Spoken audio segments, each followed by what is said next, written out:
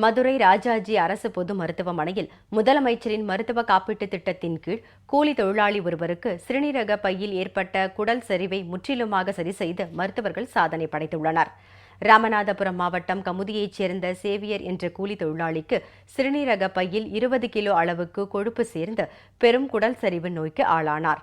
அவருக்கு மதுரையில் உள்ள ராஜாஜி அரசு பொது மருத்துவமனையில் முதலமைச்சரின் மருத்துவ காப்பீட்டுத் திட்டத்தின் கீழ் சிகிச்சை மேற்கொள்ளப்பட்டது. தொடர்ந்து 3 நாட்களுக்கு மயக்க மருந்து நிபுணர்கள் மூலம் நோயாளிக்கு செயற்கை சுவாசம் அளிக்கப்பட்டு வெற்றிகரமாக இந்த சிகிச்சை நடத்தப்பட்டது.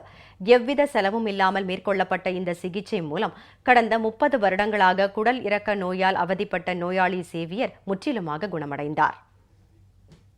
இங்கே ஆஸ்பத்திரி நல்ல குணமாகி இப்போ நல்லபடியாக இருக்கேன். நல்லபடியாக ஆண்டு மீது நல்லா இருக்கேன். முதலமைச்சரின் மருத்துவ காப்பீட்டுத் திட்டத்தின் கீழ் எவ்வித செலவும் இல்லாமல் இத்தகைய கடினமான சிகிச்சையும் சாத்தியமாகி இருப்பதால் பொதுமக்கள் பலரும் முதலமைச்சர் ஜெயலலிதாவுக்கு தங்கள் நெஞ்சார்ந்த நன்றியை தெரிவித்துள்ளனர்.